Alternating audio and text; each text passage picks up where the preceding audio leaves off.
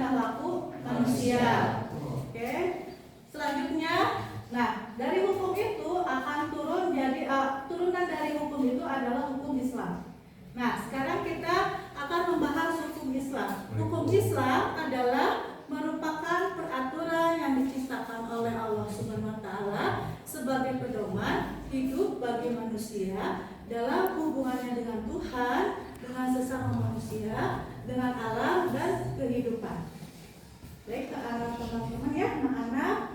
Jadi hukum itu adalah tadi sudah disebutkan, tujuannya sudah disebutkan, turunan dari hukum adalah hukum Islam juga sudah disebutkan. Sekarang masuk ke turunan dari hukum Islam, yaitu hukum ekonomi Islam. Hukum ekonomi Islam itu ada 3 ya. Satu, pengertiannya. Yang pertama, hukum ekonomi merupakan keseluruhan kaidah dan putusan-putusan hukum yang secara khusus mengatur kegiatan-kegiatan ekonomi. Pengertian yang kedua, hukum ekonomi merupakan keseluruhan kaidah hukum yang mengatur dan mempengaruhi segala sesuatu yang berkaitan dengan kegiatan dan kehidupan perekonomian. Baik, yang terakhir, yang ketiga, pengertian dari hukum ekonomi Islam adalah merupakan ketentuan hukum yang bersumber dari Al-Quran dan hadis dan sumber-sumber Islam lainnya dalam kaitannya dengan kegiatan manusia dalam melakukan kegiatan ekonomi. Oke, selanjutnya, Ibu, kira-kira Ibu nanti ada video nggak? ada.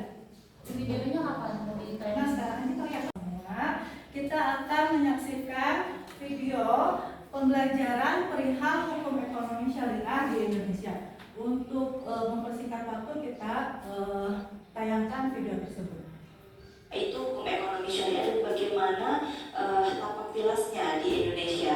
Yang pertama, kita akan mencermati terlebih dahulu karena untuk mengenal dan memahami apa itu hukum ekonomi syariah di Indonesia. Nah, nanti kan dieditkan videonya, nanti dimasukin ke video Ibu yang edit. Nah, Oke.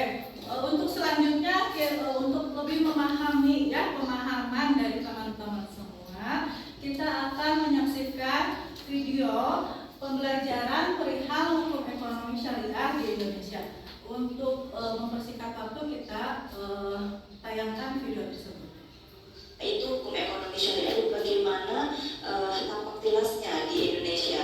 Yang pertama, kita akan mencermati terlebih dahulu karena untuk mengenal dan memahami. Untuk meneruskan materi yang kita bahas hari ini, setelah kita melihat video tayangan tadi, untuk memperjelas materi pemahaman materi hari ini ya, teman-teman semua, Ibu akan membuka sesi untuk tanya jawab. Maka yang akan bertanya, dipersilakan. Maka Pak Asep.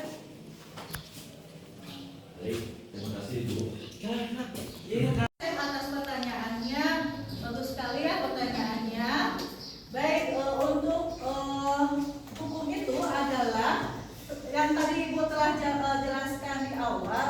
Hukum itu adalah semua aturan yang mengandung pertimbangan kesusilaan yang menjadi pedoman bagi tingkah laku manusia. Pengertian yang kedua, peraturan yang tertulis maupun tidak yang berlaku dan diakui oleh orang sebagai aturan yang harus ditaati.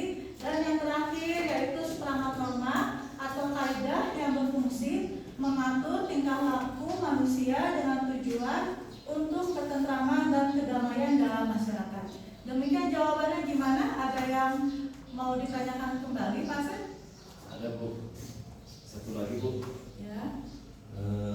Kalau untuk tujuan hukum sendiri apa itu Bu? Baik. Terima kasih. Ya, sama-sama.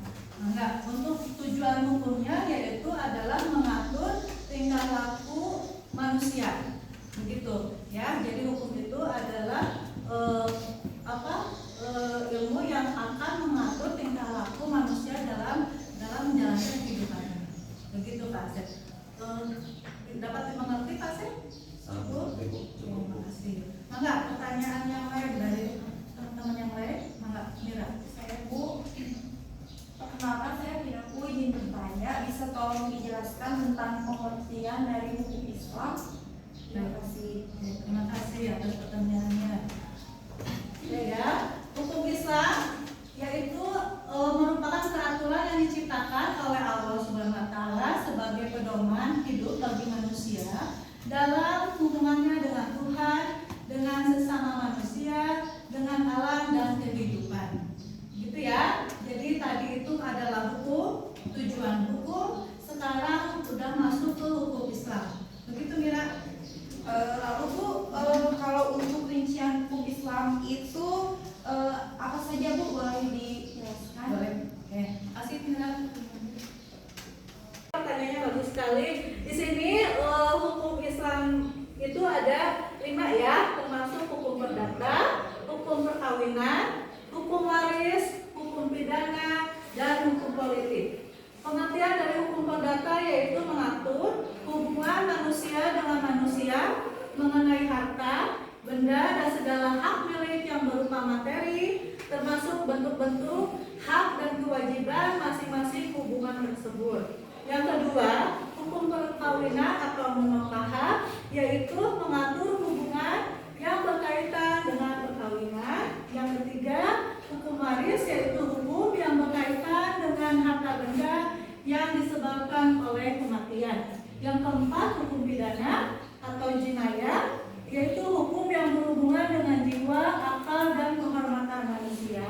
Dan yang terakhir yaitu hukum politik atau siasat yaitu hukum yang berhubungan dengan kenegaraan dan pengaturannya. Begitu rinciannya, kira dapat dimengerti Mir? Iya Bu. Ya, terima kasih. Mangga ada yang ditanyakan kembali? Silakan. Bagaimana?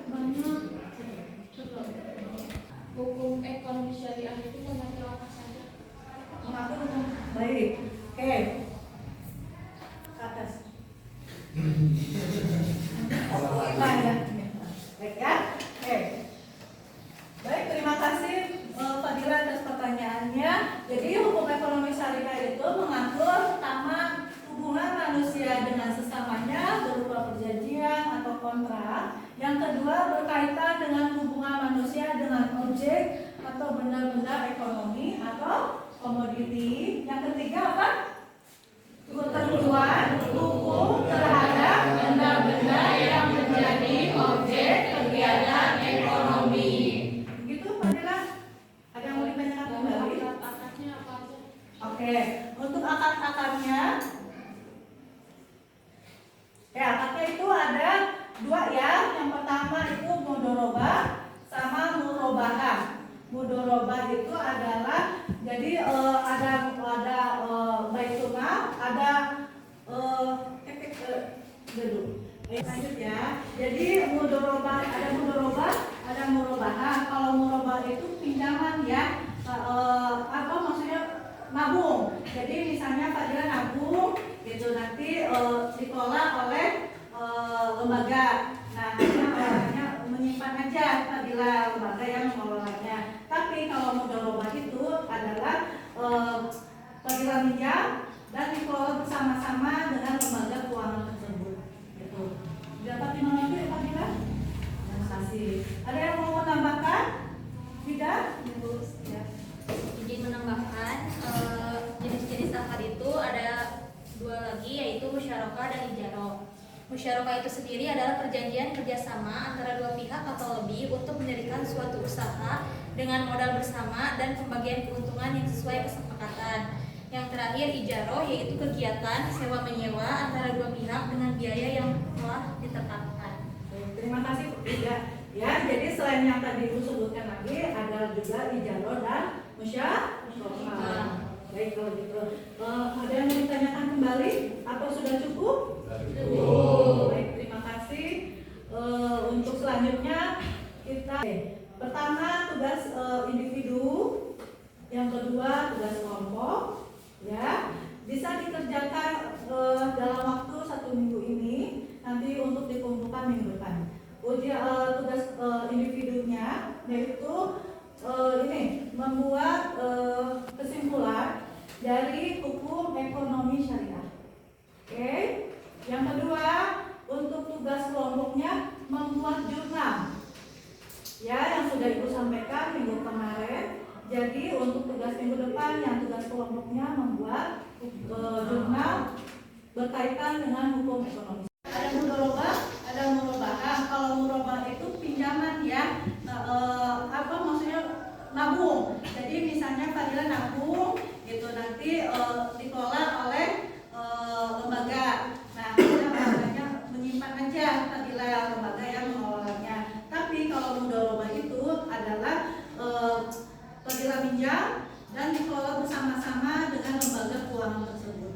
Gitu. Dapat dimengerti Fadila? Terima kasih. Ada yang mau menambahkan? Wida? Ya. Jadi menambahkan jenis-jenis akad itu ada dua lagi, yaitu musyarakah dan ijarah. Musyarakah itu sendiri adalah perjanjian kerjasama antara dua pihak atau lebih untuk mendirikan suatu usaha dengan modal bersama dan pembagian keuntungan yang sesuai kesepakatan. Yang terakhir ijarah, yaitu kegiatan sewa menyewa antara dua pihak dengan biaya yang telah ditetapkan.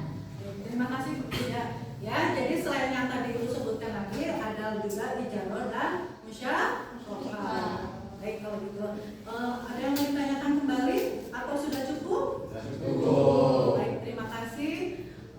Untuk selanjutnya kita untuk materi hari ini kita cukupkan sedemikian. Ibu akan sampaikan tugas yang akan dikerjakan untuk minggu depan. Oke. Pertama tugas individu, yang kedua tugas kelompok, ya bisa dikerjakan dalam waktu 1 minggu ini, nanti untuk dikumpulkan minggu depan. Tugas individunya yaitu ini membuat